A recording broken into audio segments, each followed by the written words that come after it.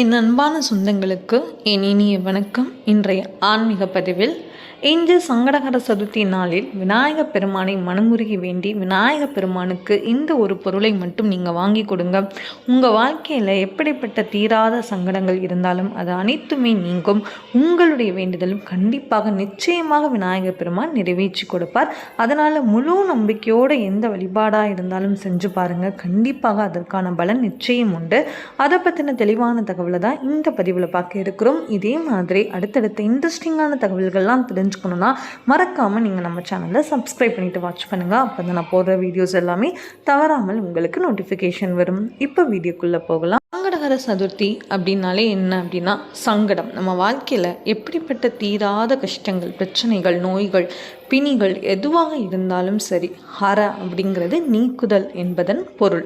அப்போ நம்ம வாழ்க்கையில் எப்படிப்பட்ட தடைகள் இருந்தாலும், எப்படிப்பட்ட பிரச்சனைகள் இருந்தாலும், கஷ்டங்கள் இருந்தாலும், பிணிகள் இருந்தாலும் அது எல்லாத்தையுமே நீக்கக்கூடியது தான் இந்த சங்கடகர அப்படிங்கிற அந்த வார்த்தையுடைய அர்த்தம். சரிங்க.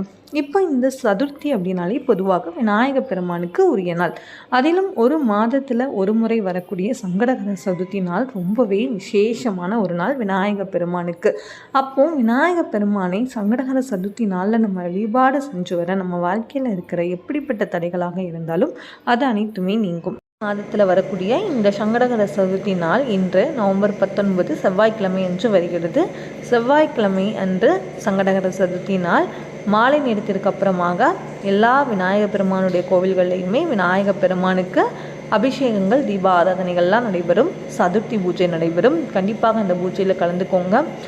உங்களுக்கு என்ன விதமான கஷ்டங்கள் இருந்தாலும் அது அனைத்துமே நிச்சயமாக நீங்கும். முழு மனதோடு செய்யுங்க. எதனாலுமே கண்டிப்பாக நல்லபடியாக வழிபாடு செய்யுங்க. விநாயகப் பெருமானை மனமுருகி வேண்டுங்க.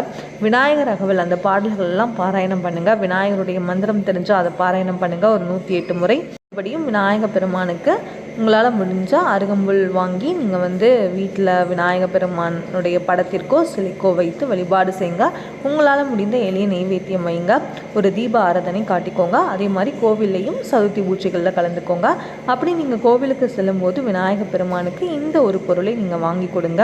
விநாயகப் பெருமானுடைய கோவிலுக்கு செல்லும்போது ஒரு அருகம்புல் மாலை சாட்சி வழிபாடு செய்யுங்க.